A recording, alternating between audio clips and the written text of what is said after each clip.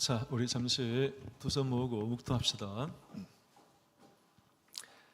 할렐루야. 사랑이 많으신 주님, 이 안식일 늦은 시간 주님께서 허락하셔서 주님의 이 청년들이 주님의 성전에 모여 있습니다. 오전부터 부모님들과 함께 이 교회를 찾고 또 활동도 하며 이 시간 하나님 말씀 듣는 시간 되었습니다. 주님께서 이 지치고 피곤한 이 몸을 보시고 더욱더 힘 주시고 또 하나님 말씀을 통해서 은혜 얻고 힘을 얻을 수 있는 시간 될 수 있도록 주님께서 함께해 주시옵소서. 우리의 연약한 육신과 부족한 지혜를 주님께서 아십니다.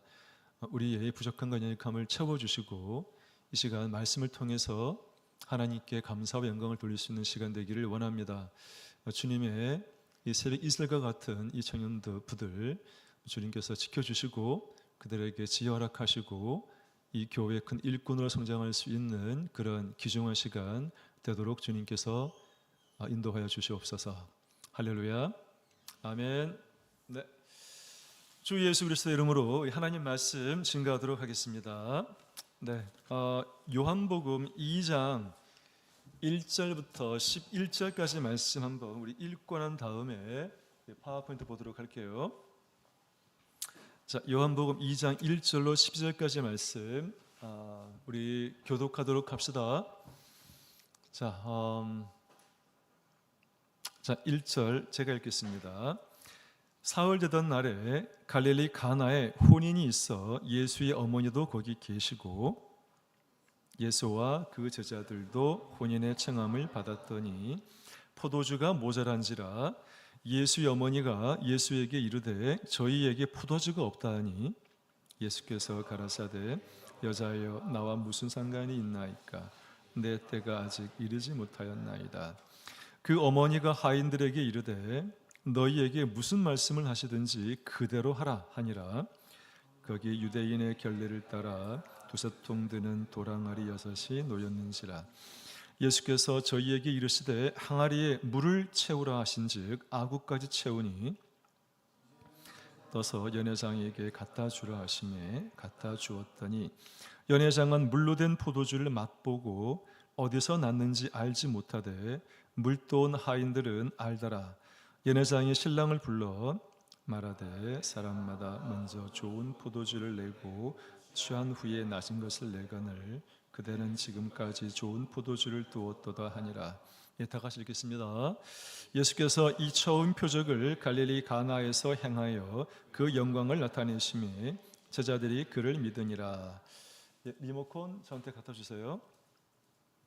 그 11절 말씀 오늘 그 마지막에 있는 구절이 참 중요한데 파편 넘겨주실래요? 그러면 넘겨주세요. 네, 우리 그냥 암송 요절 다 같이 한번 읽어볼까요? 그러면 자, 다 같이 읽읍시다. 자, 시작. 예수께서 이 처음 표적을 갈릴리 가나에서 행하여 그 영광을 나타내심에 제자들이 그를 믿으니라 라고 되어 있죠. 자, 그래서 사실 오늘 이 구절이 제일 정말 중요해요. 근데 이 물이 변하여 포도주가 된 이 이야기는 여러분 어릴 때부터 알고 있는 내용이죠. 그 아동부 가르칠 때 그 예수님이 말씀하시니 물이 변하여 포도주 됐네. 그 노래가 있잖아요, 그죠? 예수님, 예수님 나에게도 말씀하셔서 새롭게 변화시켜 주소서 이렇게 되잖아. 그래서 오늘 말씀은 되게 쉬운 것 같아요. 이미 다 알고 있는 것이기 때문에. 사실은 근데 이게 우리가 알고는 있는데 진짜 여러 번 이제 나는 요한복음 2장을 읽어보고 앞에도 읽어보고 했는데 읽으면 읽을수록 이것도 참 오묘한 부분이 있구나 이런 생각이 들어요. 근데 그 부분까지 오늘 전달이 될지는 모르겠지만 한번 하나님의 말씀 사랑하는 마음으로 우리 상고해 보도록 합시다. 자, 이 암송 구절이 중요한 것은 예수님께서 이 처음 표적을 행했는데 처음으로 행한 표적이 뭐라고요? 이 가나 혼인 잔치에서 물이 변하여 뭐가 된 거예요? 포도주가 된 사건이죠. 예수님께서 여러분 알겠지만 얼마나 많은 이적 기사, 그죠? 기적과 이사, 놀라운 일들 행했어요. 죽은 자를 살리시는 것뿐만 아니라 뭐 각종 벙어리나 기머거리나 또 안진뱅이나 이런 사람들의 질병을 다 고쳐준 분이 누굽니까? 예수님이잖아요. 근데 예수님께서 처음으로 행한 표적이 뭐였는가 하면은 바로 가나의 혼인잔치에서 물이 변하여 포도주를 만든 사건이라는 거죠. 그러니까 예수님께서 요셉과 마리아 사이의 아들로 태어났잖아요. 그죠? 물론 성령으로 잉태는 이긴 했지만 육체를 가지고 요셉과 마리아를 섬기는 아들의 모습에서 예수님께서 이제는 그런 한 가정의 맏아들의 역할이 아니라 공생애라는 말 들어봤죠? 예수님 이제 공적인 인생을 시작하는 첫 발이 바로 뭔가 하면은 이 가나 혼인잔치에서 물이 변해 포도주가 되게 하는 사건이라는 거예요. 그러니까 의미가 굉장히 크다는 거죠. 많고 많은 기적 가운데에서 예수님이 장소도 중요해요. 첫 번째는 갈릴리 가나라는 지역에 생겼다는 것도 중요하고, 두 번째는 그 기적의 내용이 물이 변하여 포도주가 되었다는 것도 정말 중요한 사건이라는 거죠. 그런데 그 사건의 내용은 여기 보니까 영광을 나타내었다. 그리고 제자들이 그를 믿었다. 두 가지 의미가 있네요. 그죠? 첫 번째, 이 가나 혼인잔치 기적은 예수님의 영광을 드러낸 것이고, 두 번째는 제자들에게 뭐 한 거라고요? 예수님을 믿게 했다라고 하는 큰 뜻이 있는 거죠. 더 큰 뜻도 있어요. 사실은 하나가 더 있습니다. 그건 나중에 결론에서 보도록 하겠습니다. 오늘 말씀의 요지는 이거예요. 갈릴리 가나의 혼인잔치에서의 물이 변하여 포도주가 되는 이 처음 표적은 예수님의 영광을 드러낸 것이고, 제자들이 그 영광을 보고 예수를 믿게 만드는 최초의 사건이었다. 이렇게 볼 수가 있는 거죠. 그것만은 사실 큰 이제 중요성이라 볼 수 있는데, 다 알지만 한번 거쳐가 볼게요. 첫 번째, 생각 열기. 나의 부족함과 그로 인한 어려움은 무엇인가요? 자, 인간은 누구나가 다 부족함이 있습니다. 질병도 있고 연약함도 있고 부족함도 있죠. 그 연약함과 부족함이 나를 어떻게 만드는가 하면은 쉽게 만드는 게 아니라, 평탄하게 만드는 게 아니라 나에게 어려움을 주는 경우가 많죠. 여러분도 지금 다 부족한 것이 있을 거예요. 채워지지 않는 게 있잖아요. 그죠? 그 채워지지 않는 걸로 인해서 편한 것이 아니라 불편하죠. 공부를 잘하고 싶어. 예를 들어서 1등급 맞고 싶은데 능력이 안 되잖아. 부족하죠. 불편하죠. 어렵죠. 이럴 때 어떻게 하냐는 거죠. 내 신앙이 지금 성장하지 못한 것 같아. 내가 작년보다는 더 나은 신앙이 되어야 되는데 돌이켜보니 별 차이가 없는 것 같죠. 뭔가 부족해. 나의 능력도 부족하고 지식도 부족하고 지혜도 부족해요. 그때 나에게 찾아오는 이 어려움 어떻게 해결할까? 라는 거죠. 답은 여러분에게 묻지 않을게요. 답하는 걸 워낙 힘들어하는 것 같아서 고민해 보자는 거죠. 고민해 보시기 바랍니다. 나라고 부족함이 없겠습니까? 말씀을 증거하는 나도 사실은 부족함이 많죠. 연약함이 많습니다. 나도 좀 더 하나님 보시기에 더 충성스러운 종이 되었으면 하는 그런 부족함이 있다는 거죠. 모든 사람이, 여러분이나 저나 이 공간에 없는 다른 많은 사람들도 인간의 부족함과 한계를 느끼고 있다는 것입니다. 그럴 때 우리는 어떻게 해야 되냐는 것이죠. 답은 나와 있지만 오늘 말씀을 통해서 봅시다. 우리의 부족함, 우리의 어려움을 해결할 수 있는 방법, 인생의 난제라고 하는 인생의 문제에 봉착했을 때 그걸 풀어갈 수 있는 방법은 무엇인가? 오늘 갈릴리 가나에서 이 혼인잔치에서 예수님께서 일으키신 그 기적은 우리에게 해답을 제시해주고 있다라고 볼 수 있습니다. 자, 읽어보겠습니다. 자, 시작. 사흘 되던 날에 갈릴리 가나에 혼인이 있어 예수의 어머니도 거기 계시고 예수와 그 제자들도 혼인의 청함을 받았더니 포도주가 모자란지라. 예수의 어머니가 예수에게 이르되 저희에게 포도주가 없다 하니. 자, 갈릴리 가나에 혼인잔치가 벌어졌는데 예수의 어머니 누구죠? 마리아죠. 그렇죠. 그 다음에 예수님도 참여를 하고 심지어는 예수님의 누구도 제자들도 이 갈릴리 가나 혼인잔치에 초대를 받은 거죠. 맞죠? 여러분이 물을 수 있어. 이때 예수님의 제자는 누구입니까? 라고 물으면 여러분들은 뭐라고 답할 수 있을까요? 이걸 하려면은 요한복음 1장을 읽어봐야 돼요. 성경은 이렇게 맥락이 있잖아요. 모든 글이 그렇듯이 맥락을 보면 되는데, 이때 제자들은 예수님 12제자가 아니라 요한복음 1장에 보게 되면은 안드레, 그다음에 베드로, 빌립, 바돌로메 4명, 혹은 이 사도 요한까지 포함하자면 5명 정도라고 볼 수 있을 것 같아요. 예수님과 예수님이 아직 제한적이긴 하지만 이 4-5명의 제자들, 심지어는 예수님의 육적인 어머니 마리아도 갈릴리 가나의 혼인잔치에 참여를 했다는 것이죠. 가나가 어딘가 지도를 봤더니만 여기가 가나가 있다고 그럽니다. 가나는 예수님이 태어나신 나사렛에 있어서 북쪽으로 한 10km 정도 떨어져 있는 곳에 위치하고 있는 촌마을이래요. 요한복음에는 가나란 말이 딱 2번 나와요. 갈릴리 가나. 이 가나는 누구의 고향인가 하면은 조금 전에 말했던 예수님의 그 제자 4명 가운데 한 명, 누구죠? 빌립이 청에서 예수님의 제자가 되었던 나다나엘의 고향입니다. 이것도 의미가 있어요, 사실은. 왜냐하면 1장 40, 이러면 좀 말이 길어질 수도 있는데 1장 49절에 50절이군요. 50절에 보게 되면 요한복음 1장 50절, 예수께서 대답하여 가라사대 내가 너를 무화과 나무 아래에서 보았다 함으로 믿느냐? 이보다 더 큰 일을 보리라. 더 큰 일을 보리라. 지금 나다나엘에게 예수님이 하신 말씀이죠.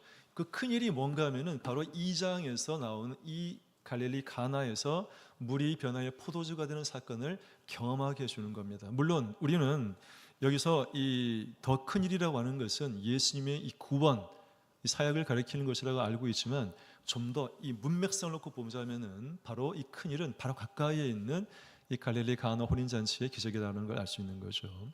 이걸 통해서 나다나엘이 큰 깨달음을 얻게 되는 거죠. 어떤 깨달음을 얻게 되는? 나다나엘은 예수님 12제자 가운데 한 명이 되는 거 알고 있죠. 자, 일단 그럽시다. 자, 가나에서 벌어진 일이라고 하는 것. 그런데 혼인잔치의 중요한 요소가 뭔가 하면은 포도주가 중요한 요소가 되는 거죠. 포도주라고 그러니까 술로 생각하겠지만 이스라엘은 물이 워낙 귀중한 땅이다 보니까 물을 좀 쉽게 구할 수 있는 상황이 못 돼서 이스라엘 사람들은 보통 이 물 대용으로 포도주를 많이, 포도즙이겠지만 포도즙을 많이 먹었다 그러죠. 물론 이 잔치에는 또한 이 포도주가 필수라는 거죠. 시편에 보니까 이런 말씀이 있습니다. 자, 사람의 마음을 기쁘게 하는 포도주와 사람의 얼굴을 윤택하게 하는 기름과 사람의 마음을 힘있게 하는 양식을 주셨도다. 누가? 하나님께서 사람의 마음을 기쁘게 하는 포도주를 주셨다라고 되어 있네요. 그러니까 포도주라고 하는 것은 기쁨을 주는 장소인데 지금 어떤 행사가 벌어지고 있죠? 혼인잔치가 벌어지고 있는 거죠. 혼인잔치라는 것 자체가 뭡니까? 기쁨의 장소인 거죠. 그 기쁨의 장소를 더욱더 기쁘게 해주는 것은 뭐죠? 바로 그 포도주라는 것이죠. 맞죠? 사실 이 유대인들의 결혼이라고 하는 것은 좀 우리가 알고 있는 것과 좀 다르게 좀 복잡하더라고요. 생략하겠습니다. 그거는 말을 줄이기 위해서. 어쨌거나 그 혼인잔치에 신랑이 신부 집에 가서 신부와 신부 친구들을 데리고 신랑 집에 와서 그 다음에 혼인잔치를 벌이고, 혼인잔치는 대략 일주일 정도 벌인다고 해요. 그러니까 이 혼인잔치는 그냥 단순한 한 가족과 한 가족과의 관계만 맺는 게 끝나는 것이 아니라 그 당시에는 그 마을 온 사람들의 축제의 시간이라는 거죠. 그러니까 이 기쁨의 시간이 두 가정 사이에 이루어지는 일로만 끝나는 게 아니라 그 마을 전체의 큰 기쁨, 만족을 가져다 주는 시간이라는 거예요. 그런데 이 만족스럽고 기쁘고 행복해야 될 시간에 결정적인 기쁨의 요소가 되는 뭐가 떨어졌다고요? 포도주가 모자란지라, 부족하게 된 거죠. 아까 우리 얘기했죠. 부족함이 지금 발생된 거예요. 인생의 부족함이 느껴졌을 때 어떻게 채우냐고요?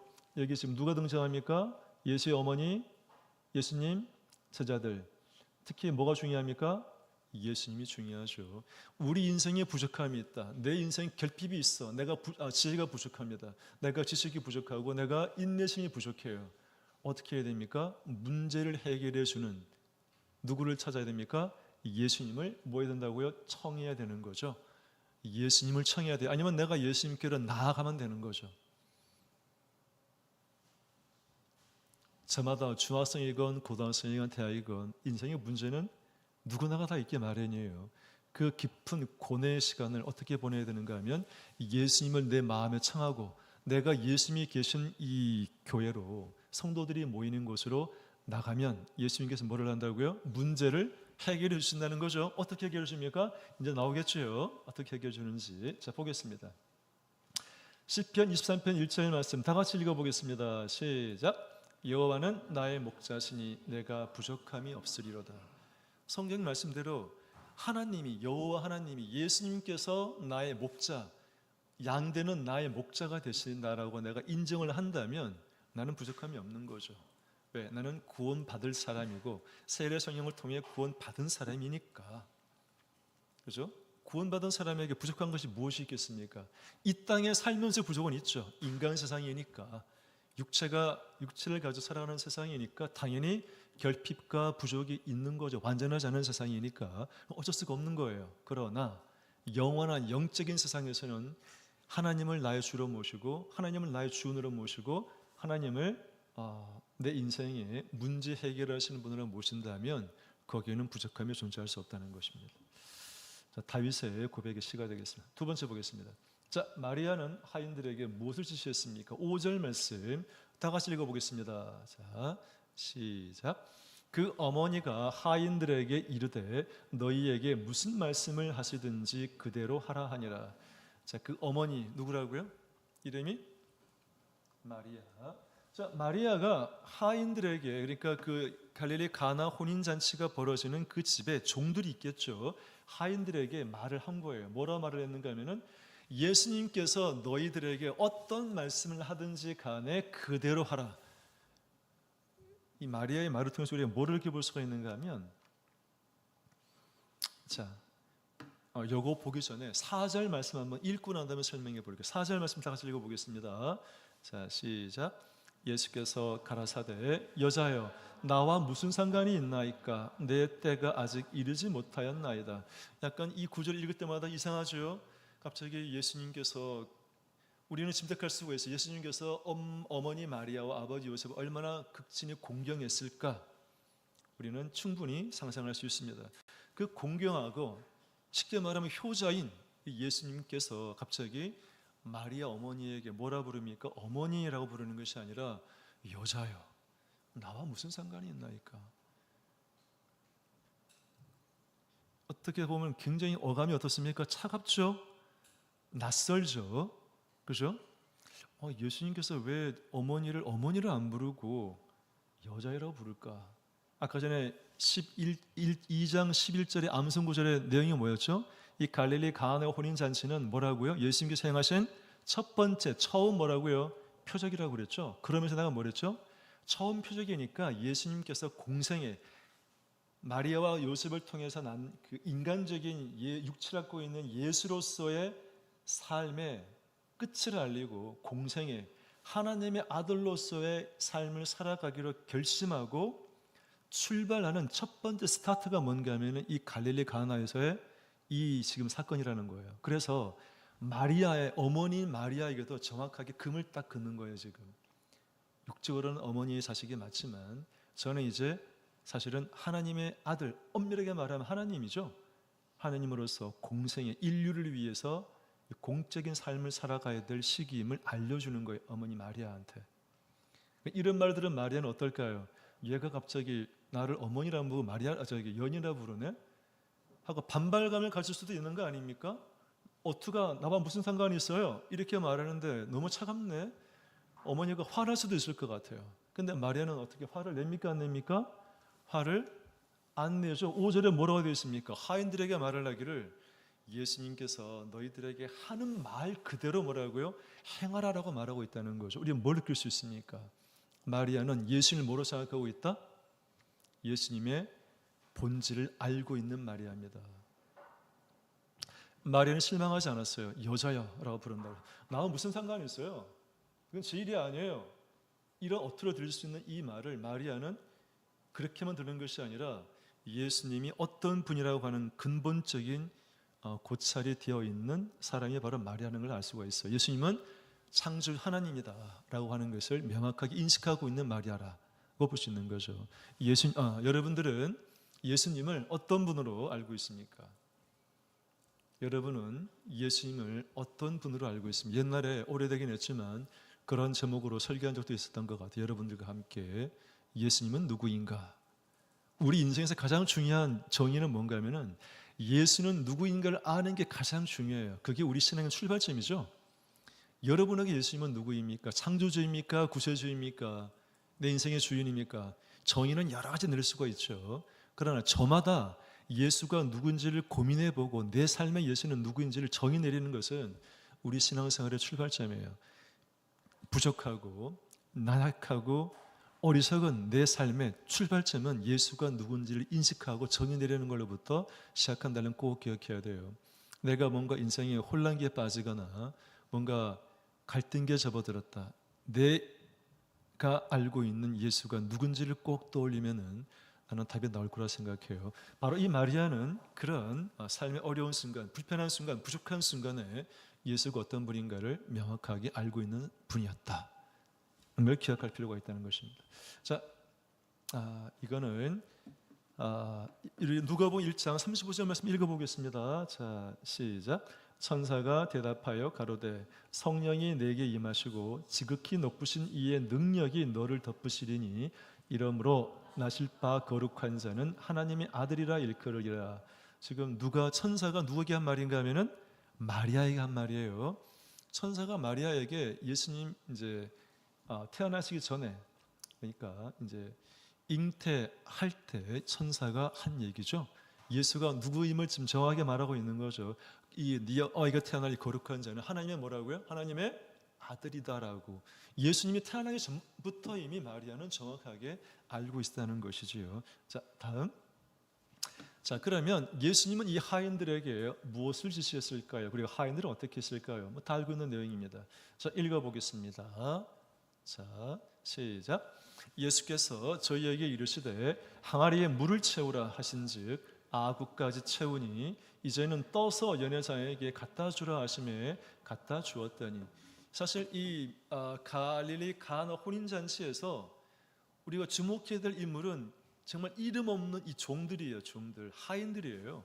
이 가나 혼인잔치에 이 집의 종들인 이 하인들의 뭐를 우리가 느낄 수 있습니까? 절대적으로 순종하는 걸 우리가 볼 수 있는 거죠. 예수님께서 뭐라고 그럽니까? 항아리에 물을 채우라는 거예요. 그러니까 이스라엘 사람들은 외출하고 들어올 때나 또는 식사할 때 뭐를 하죠? 손발을 씻는다는 거죠. 그래서 집안에 뭐가 항상 준비되어야 되는가 하면 물이 있어야 되는 거예요. 뭐 하기 위해서? 정결례, 결례를 하기 위해서, 청결케 하기 위해서. 그러니까 이 혼인잔치가 열리는 집에도 뭐가 있습니까? 항아리가 있는 거예요. 물을 담아놓을 항아리가. 그렇죠? 자, 그래서 예수님께서는 그 종들에게 말을 하기를 항아리에 물을 채우라는 얘기는 물이 지금 찬 거예요, 안 찬 거예요? 안 찬 거죠. 물이 비어 있는 거죠. 그러니까 항아리에다가 물을 채우라. 그리고 두세 통 정도 되는 그런 이제 항아리에다가 물을 이제 부은 거죠. 누가? 이 하인들이. 이것도 놀라운 일이죠. 하인이니까 당연히 주인이 하는 그 명령대로 따라야 되는, 사실 이 집의 주인은 예수님이 아니잖아요. 혼인잔치 주인은 누군지는 알 수 없지만 마리아나 예수님이나 사실은 그냥 모른 척하고 지나가다 아무런 문제가 없는 이런 상황이죠. 그죠? 그런데 예수님께서는 그 마리아의 그 부탁, 기대의 말을 듣고는 진짜로 그 집 하인들에게 이 비어있는 항아리에다가, 항아리가 몇 개라고 되어 있죠? 7절에 되어 있죠? 항아리가 몇 개입니까? 6절에 나와 있네요. 항아리 몇 개예요? 6개죠. 나중에 한번 얘기해 볼게요. 6개도. 자, 그래서 이 6개 항아리에다가 물을 채워요. 이 하인들이, 종들이. 그 다음에 예수께서 뭐라고 그러십니까? 연회장에게 갖다 주라. 그냥 잔치가 벌어지는 곳에 갖다 주는 게 아니라 잔치가 벌어지는 곳에 그 잔치의 어떤 재반 절차를 주선하는 사람이 누굽니까? 그 사람이 누구라고요? 연회장이라고 되어 있는 거죠. 그렇죠? 잔치를 주관하고 이 하객들이나 신랑 신부들에게 어떤 재반 절차를 안내하고 손님들에게 즐거운 시간 갖도록 해주는 게 이 연회장인데, 예수님께서는 그 항아리에 들어있는 물을 떠다가 연회장에 갖다 주라고 그래요. 갖다 주라고 하면은 이 종들은 갖다 줘요, 말아요? 여러 번 같으면 갖다 주겠습니까? 근데 예수님이 어떤 분인지 정체가 드러났어요, 안 드러났어요, 지금? 아직 안 드러나죠. 세상 사람들이 예수님 어떤 분인지 알아요, 몰라요? 이 지금 요한복음상에 따르면 1장 끝나고 2장에 딱 나오는 첫 번째 표적이라고 그랬죠. 그러니까 일반 사람들도 예수님 어떤 기적을 행했는지 몰라요, 지금 상황은. 왜? 첫 번째 표적이니까. 아니, 예수님께서 많은 기적을 행한 걸 소문을 들었으면 그렇게 할 수도 있죠. 그러니까 여기는 지금 뭡니까? 이 연회장의 종들은, 하인들은 예수가 어떤 분인지를 모르고 예수가 어떤 이적을 행했는지도 몰라요. 왜? 처음이니까, 처음 표적을 행한 것이니까. 그런데 이 종들이 뭐 한 겁니까? 진짜로 항아리에 뜬 물을 갖다가 연회장에 갖다 주네? 원래 연회장에게 이 갖다 준다는 거는 뭐를 갖다 줘야 되는 거예요? 포도주를 갖다 줘야 되는 거죠. 근데 종들은 지금 뭐를 갖다 주는 거예요? 물 위에 포도주예요? 물을 갖다 주는 거죠. 여러분이 종 같으면은 그 물을, 그 잔치가 막 즐겁게 벌어지고 있는 곳에 갖다 주겠냐는 거죠. 물 달라 한 적은 없으니까. 포도주를 줘야 되니까. 기쁨의 시간이니까. 근데 놀랍게도 이 종들이 뭐라고요? 연회장에게 진짜로 포도주가 아니라 물을 떠다 준 거예요. 갖다 줬어요. 그때까지는 그 항아리 속에 있는 물은 물 위에 포도주예요. 물이라는 거죠. 근데 물이 포도주를 언제 맺는지 성경에 나오질 않습니다. 어쨌든 성경상에는 이 항아리에 물을 가득 채우니까 포도주를 변했다는 건 없어요, 아직까지. 이 종들이 그건 떠다가 갖다 주었더니만 연회장의 맛을 보고는 뭐라고요? 이게 정말 최상품 포도주네? 라고 말했다는 거죠. 그러니까 여기서는 뭐를 우리가 느껴야 되는 게, 참 종들이 보통 이 하인들이 아니구나. 이 예수님 말씀에 절대 순종, 그 절대 순종하게 된 이유는 뭡니까? 마리아가 미리 말했죠. 예수님께서 말씀하시는 대로 그대로 하라고. 그대로. 그냥 항아리에 물을 떠다주면 되는 거죠. 정말 떠다줬더니만 그게 뭐가 된 겁니까? 포도주가 된 거죠. 이적이 일어나는 것, 변화가 일어나는 것. 인생의 변화가 발생되는 것은 하나님 말씀에 절대 순종할 때 생긴다라고 하는 것. 또 우리가 교훈으로 생각해 볼 수 있을 것 같아요. 그렇죠? 순종은 정말 중요한 것이구나. 믿는 신앙인에게 제일 중요한 것 어쩌면 순종일 수 있는 거예요. 우리 그 사무엘상 15장인가요? 17장인가 나와 있죠. 순종이 뭐보다 낫다고요? 순종이 제사보다 낫다. 이런 말도 있잖아요. 자, 우리 그 다음 요한복음 2장 9절 말씀 나왔네요. 다시 읽어볼까요? 이거. 자, 시작. 연회장은 물로 된 포도주를 맛보고 어디서 났는지 알지 못하되 물도온 하인들은 알더라. 연회장이 신랑을 불러. 그러니까 하나님 말씀에 순종하는 자에게는 어떤 은혜가 오는가 하면은 이적 기사를 알 수 있는 눈을 열어주는 그런 당사자가 될 수 있다는 거죠. 누구처럼? 이 하인들처럼. 연회장은 몰라요. 이 지금 또 온 이것이 원래는 물이었는데 포도주는 지금 변했는데 아마 이 연회장은 그 처음부터 포도주인 줄 알았겠죠. 그러나 이 포도주의 정체가 물이었다는 걸 알고 있는 사람은 누굽니까? 바로 그 물을 떠다 준 하인들이었다는 거죠. 어떤 자에게 이런 놀라운 깨달음의 지식을, 깨달음의 은혜를 얻을 수 있느냐? 하나님 말씀에 절대적으로 순종하는 자에게 말씀을 깨달을 수 있고 기적을 체험할 수 있는 기회가 주어진다. 그게 나와 여러분 또한 되어야 되지 않겠습니까? 그러려면 어떻게 해야 되겠습니까? 하나님 말씀에 순종하는 것. 하나님 말씀도 많이 알고 또 하나님 말씀에 그 말씀대로 순종하는 것이 참으로 중요하다. 볼 수 있는 것입니다. 자, 우리 신명기 28장 2절에 있는 말씀 다 같이 읽어보겠습니다. 자, 시작.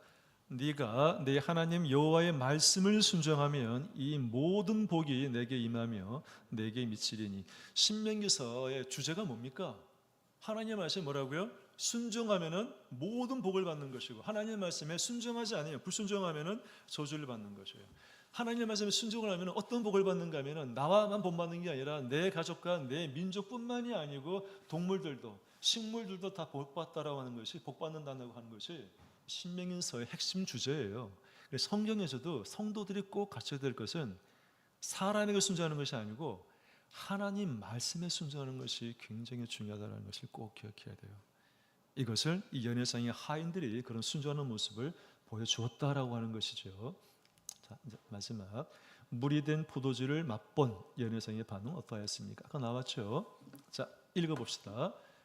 말하되 사람마다 먼저 좋은 포도주를 내고 취한 후에 낮은 것을 내거늘 그대는 지금까지 좋은 포도주를 두었도다 하니라. 즉 이 연회장은 아주 극찬을 하고 있는 거죠. 보통 사람들은 이 잔치가 끝나갈 무렵이 되면은 이제 이 포도주 맛이 없어져서 맛이 이제 열려버지는 거죠. 자료를 보니까 포도주는 이게 포도즙이긴 하지만 그냥 포도즙을 100% 갖다 주는 것이 아니고 물과 섞어가지고 희석해가지고 보통 준다 그래요. 그러니까 진품이라고 하는 거는 처음에는 좋은 포도즙을 내겠지만 시간을 지나면 물을 타기 때문에 진짜 포도즙 맛이 많이 이제 떨어지는 게 일반적인 거예요. 근데 지금 이 집은 희한하게도 뭡니까? 끝마무렵이 연애의 끝무렵이 되어 가는데 오히려 더 극상의 포도주가 나왔으니 연회장이 얼마나 놀랬으며 또 칭찬을 극찬을 하고 있는 거죠. 자, 삶의 환희와 기쁨이라고 하는 것은 우리 삶의 환희와 기쁨이라고 하는 것은 우리 삶의 만족이라고 하는 것은 어느 때 찾아오는가 이게 중요하다는 거죠. 어느 때 찾아오겠습니까? 예수님이 함께 하실 때 그리스도 안에 있을 때 진정한 기쁨, 진정한 희락, 진정한 만족이 온다는 것입니다. 자, 우리 빌립보서 3장 1절 말씀 다 같이 읽겠습니다. 자, 시작. 정말로 나의 형제들아 주 안에서 기뻐하라. 너희에게 같은 말을 쓰는 것이 내게는 수고로움이 없고 너희에게는 안전하니라. 아무리 강조해도 지나치지 않는 말 뭐라고요?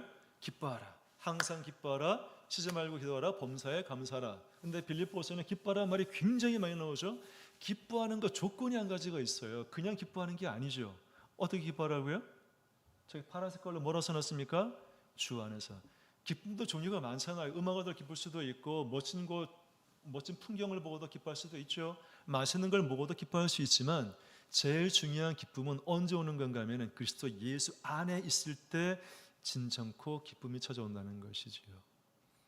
연회장이 극찬을 했던 것도 바로 그 결혼잔치에 누가 있었기 때문에 예수님이 계셨기 때문에 오늘날에도 우리 삶에 우리 마음에 우리가 예수님을 모시고 있다면 우리 삶의 진정한 기쁨이 찾아온다라고 볼 수 있을 것 같습니다. 자, 진정한 기쁨이라고 하는 것은 6개의 항아리를 가지고는 진정한 기쁨이 올 수가 없어요. 이 잔치 항아리가 몇 개였어요? 아까 6개가 있었잖아요. 그죠? 6개의 물을 다 채웠지만 사실은 그건 물에 지나지 않죠.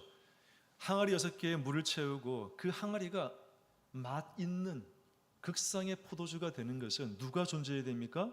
7번째 항아리가 되는 예수님이 존재해야 되고 그 예수님은 어떤 분인가 하면은 진정한 포도주입니다. 예수님께서. 누가복음 22장에 뭐라고 되어 있죠?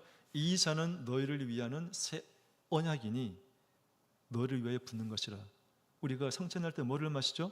포도즙을 마시죠.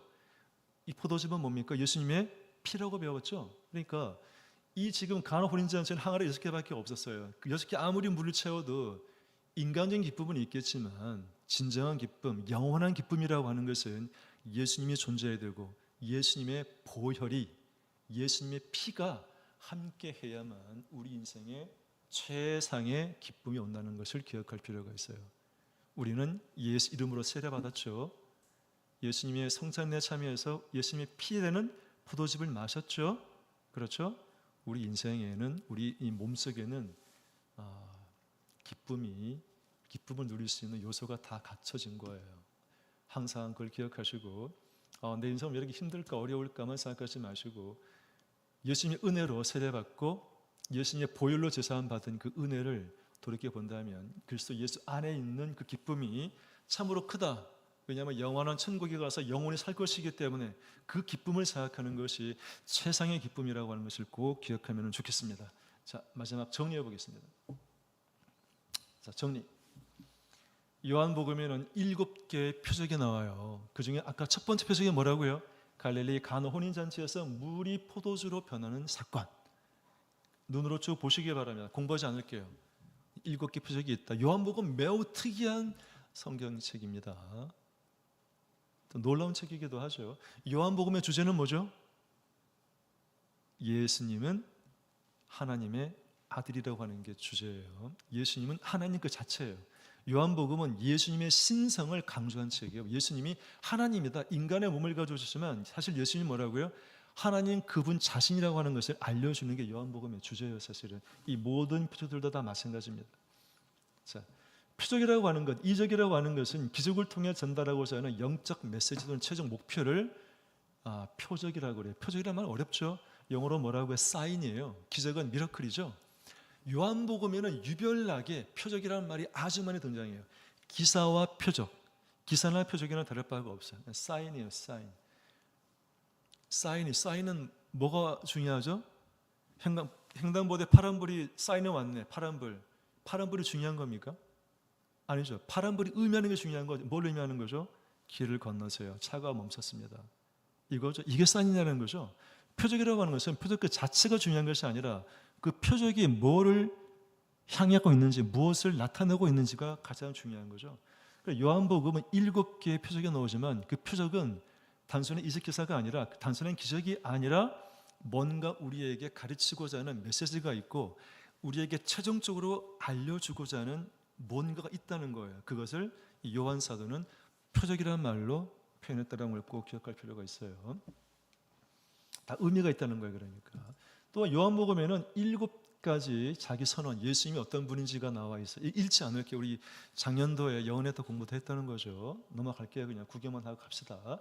그 다음에 요한복음에는 예수님이 하나님의 아들이라고 선언한 7명의 이 증인들이 또한 있다는 거예요. 참고하시기 바랍니다. 자, 마지막 오늘 이제 영적인 교훈. 그러면 이 가나 혼인잔치는 처음 표적이라고 그랬잖아요. 그럼 이 가나 혼인잔치가 표적이라고 했으니까 그럼 최종 목표는 뭐냐? 우리에게 알려주고자 하는 진짜 진정한 영적 메시지는 뭐냐가 중요하겠네요. 그죠? 예수님 왜 하필이면 첫 번째 표적으로서 물이 변화의 포도주가 되는 이러한 표적을 행했느냐라는 것입니다. 근데 이 답이 아까 말한 대로 암송 구절에 나와 있는 거예요. 이 처음 표적을 행한 까닭은 예수님께서 영광을 나타내시기 위해서. 예수님의 영광, 어떤 영광입니까? 하나님의 영광이죠. 하나님의 영광을 사람들에게 알려주기 위해서. 두 번째는 뭐라고요? 제자들에게 예수님을 믿도록 하기 위해서.